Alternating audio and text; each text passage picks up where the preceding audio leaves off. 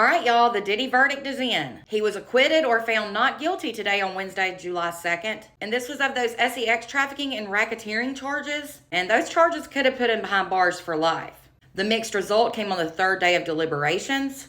Now, the jury did indeed convict him or find him guilty of the lesser prostitution, drop the F out of P charges. According to reports I've read, it was said the federal prosecutors overplayed their hand in the trial by building a case based more on sensationalism with mobster-like charges than on a solid legal basis. And that ultimately led to his acquittal today on the most serious charge he was facing. It was said that the feds did indeed prove that Diddy abused women and that he enjoyed crazy sex, but failed to prove that his kinks were part of a criminal enterprise. One expert said that the state tried to use mobster-like charges, when in reality all they ever had was glorified state charges. Prosecutors did pursue a RICO case against Diddy. That reportedly stands for Racketeer Influenced and Corrupt Organizations Act. They alleged that he used his business empire and fame to hide horrible crimes, including forcing girlfriends into these drug-induced freak-offs. But it was all going to be based on how well the prosecutors argued and proved that he ran an actual criminal enterprise. And, well, according to the jury, they didn't do that well, or they didn't present enough evidence for that. Many people said that the voluntary participation of these girls, no matter how controversial it is, does not equal organized crime. And that's even though these girls were allegedly messed up on drugs and felt like they had to say yes to these freak-offs in fear of their lives.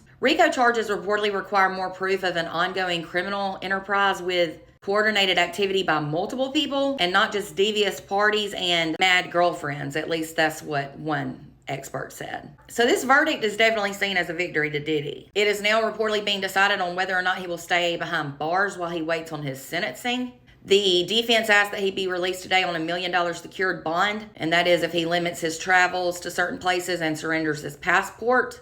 Prosecutors are now reportedly seeking a 4 to 5 year prison sentence for him, and that's even though the transportation to engage in prostitution charge could carry a sentence of up to 10 years. They are also arguing that Diddy is not entitled to be released before his sentencing because the trial did indeed prove that he repeatedly violated the law when he knew that he was under a federal investigation. So what's next with all of this? Well, we'll see if he gets out on bond before he is sentenced, and then the sentencing comes. And that's for the lesser charges that he was found guilty of. I also read that his ex-girlfriend Cassie asked that he be kept in jail because she feared for her safety if he was released. Are these the verdicts you expected? Let me know in the comments. And for more updates into this and other true crime news, be sure to follow.